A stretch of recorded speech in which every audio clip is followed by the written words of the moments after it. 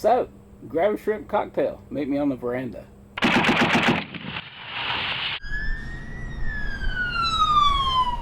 Hey y'all, PaddyG here. I am going to finally make some sense of my basement workshop and storage area and everything else. So here's the deal. I'm going to show you all this. I'm really kind of embarrassed about the whole mess thing, but here's what's going on. All right, here it is. It's a mess. I got stuff everywhere. It's all unorganized. I've got some semblance of order maybe on this side, but as you can see, it's in pretty bad shape. That's what happens when you work all the time. And so anyway, I want to get this back in shape. My plans are to run a new 2x4 tool bench from here all the way down to here. That's 20 feet. I'll probably take out this tall cabinet. So that's 20 feet of workbench. I've got a nice toolbox here. I thought about one of the large Harbor Freight ones, but you know what? I don't need it. That's $1,000 I can put toward paint and epoxy and all these other things. So I'm going to add a second Husky rolling cabinet to give me a little more tool storage. Here is what I refer to as the Home Depot. This is where I keep my scraps and apparently everything else. so we're going to be cleaning that up. And so here's some of my tool storage down here. As you can see, this clearly doesn't work. I built that bench. Kind of like to use this top. That's a solid wood door, and I kind of like to cut that down and use that top maybe on the new rolling cabinet from the Home Depot. But I got stuff stuck everywhere. And here is my table saw, which is full of stuff, including coffee. And I got to work on that. It won't crank up anymore, so the blade won't crank up. So I got to work on that too. So I got space. I just got a lot of crap that I need to get rid of. So all right, there's the scope of the project. We'll see how it goes. I'll keep you posted. Last night I tackled the table saw issue. This is a Ryobi BT3100. Had it for many years, and it's been, believe it or not, an excellent saw. You got to tweak it a little bit from time to time to keep the edges straight, or the cut straight. And but aside from that, and the fact that the switch no longer works, it's been a really good saw for the money. By the way, this is a work top that I put on there. Cut to fit, got some quarter round molding underneath to hold it in place. And because I have a small shop, this actually doubles as a workbench, so for light duty stuff. So dug into it last night. The problem was the blade would not crank up and down. So I dug into it last night and discovered that it was gummed up. Had sawdust everywhere. So took it apart, cleaned it. The race that the motor comes up and down on was pretty full. So I took care of that, cleaned it, lubed it with some dry lithium. The crank assembly, took the crank assembly apart, lubed that, and got the saw running. Oh, I'm going to plug the website that I googled this information on. And by the way, I do have the router installed as well. So cool deal. So that's the story with the saw. It's working perfect except for the switch, and I got that figured out. So probably end up replacing that switch. So I thought about putting a regular switch on it, but my son made a good point. You don't want to accidentally bump that switch, you know what I mean? So I'm probably going to go back with some kind of safety switch. and then the old table saw will be back in business. This is what I refer to as the Home Depot. It is a wood storage rack that I built some years ago, and I need to redo it. Storage for these cut ends is bad. This is part of my overall plan. First of all, I wanted to repair the table saw so I can cut wood to do this other stuff. I'm going to redo this so I can get some storage, get some other scraps around here, you know, stored properly. And then I'm going to roll it out of the way, and then that's going to open up this area to move my toolbox and to put the new cabinet that I bought, and I'll tell you about that later. So I'm going to move the toolbox over here, clear out this area, etc., etc. So on and on and on. But it all starts with redoing this wood rack. Here is the wood rack I call Home Depot. You know, looking at it, it's really not. I didn't do such a bad job. It's considered it was made out of scrap. It's not as bad as I thought it would be, but it's just not big enough. So my plan is I'm going to add 6 inches to the front, add another foot to the back, build some vertical storage boxes on the back here, and then move the casters over, make it more stable, put them on the outside corners. So that's kind of my plan. I didn't do such a bad job when I built it the first time.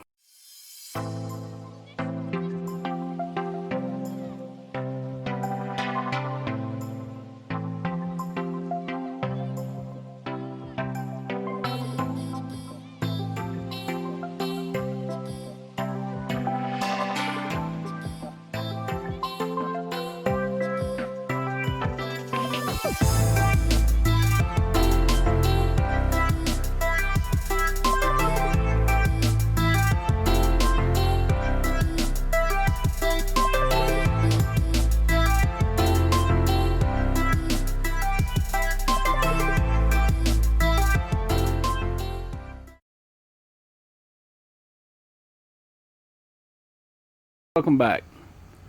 I have a new addition to my workshop. I had this Husky toolbox, kind of a mid-level toolbox, and I bought this, the Husky 46-inch 9-drawer add-on box roller, and I'm going to use it for my electronic type tools.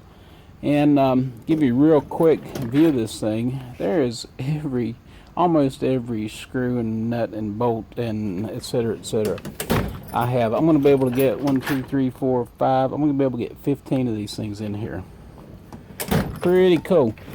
Electrical tools, more of the same. Electrical cable ties, ends, shrink wrap, etc. Some more good stuff. More ends. Never mind about that. And I got some sanding supplies in here and some special electrical tools.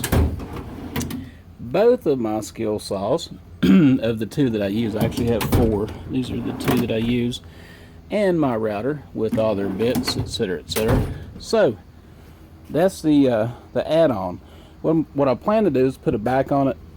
And I'm going to, I don't think I'll do pegboard, but some kind of back on it just to keep stuff from falling off over the side. I'm going to use this electrical here for the heat pump return, and I'll use that. That'll be plenty for me and the heat pump. That's all's on it.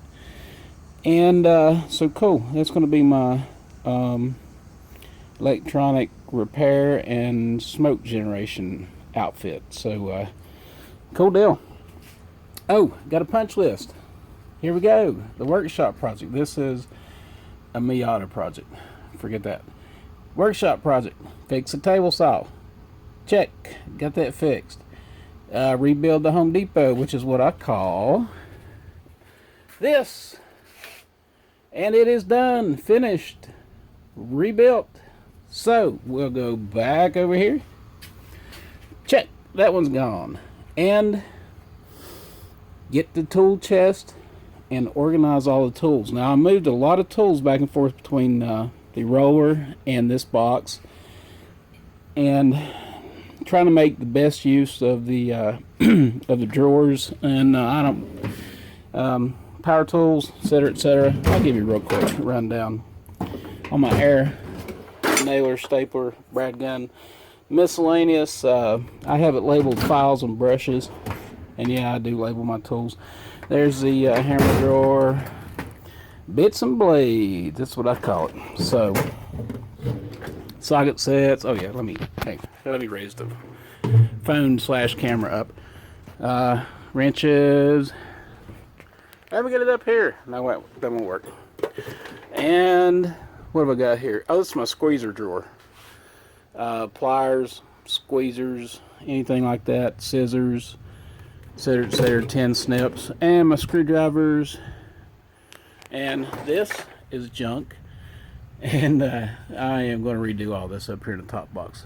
I was going to get the big Harbor Freight, but I would have to take off my stickers. And I've had this box for 10 years, probably more, and so I just didn't want to get rid of my stickers. But alright, ignore the top of this thing. Look down here. All the junk that I had in there in the previous video is gone. Now as soon as I clear off the top of this thing, find somewhere for this computer, etc., etc., get my junk out of here, this cart, this rolling workbench, is out of here. And that'll be big. That'll be real big, real big. And I'm going to build the first 10-foot workbench. Going to put it down here and replace this area, and then move the computer and such over here on this other bench. So exciting! I'm making progress. This is basically 2 days work, and very pleased and happy, and I'm where's a good marker? Here's a marker. I don't know. Hopefully it's not dried out. That's off the list. That's off the list. That's off the list. Thank you, Lord. Appreciate it. Catch y'all guys later. Show you some more progress. We have light. Yes. I figured my next project would be doing some lighting here, and I picked up some fixtures at the Blue Box hardware and lumber store, and some bulbs, and I already had some back here, and I ended up changing the bulbs, and they came back to life. I'll probably swap these out. They've been here since the house was built, probably in the 70s. So that's the project. I'm going to put probably get another one of these, which is over the workbench, and add it down here, which is going to be over the other workbench. And then I'm going to add a fluorescent here 4-foot tube over this workbench and drawer area. And then there's one here above the garage door, which is great in the wintertime, but yeah, I got to fix a lot of insulation too, don't I? Okay, so moving on, and then I'm going to put one down here in this area to light up that little storage area over there, and the beer refrigerator. Very important to find the beer refrigerator on a hot sunny day. So that's my plan. This is the garb, and I should get to it in a few days, where I'm back to work. Work's crazy, but I do have next weekend off. So look at this mess everywhere still, but there's hope. I can walk all the way around the heat pump now. That's progress. Oh, I guess I need to put lights on the list, don't I? Well, I would, but I can't find the magic markers. Daggone. Man, I gotta get organized around this place. Catch y'all later. See ya. Redo. Okay, I remember now. I put them in their bin where they belong. Ha ha ha ha ha ha. Okay. Another whore. Redux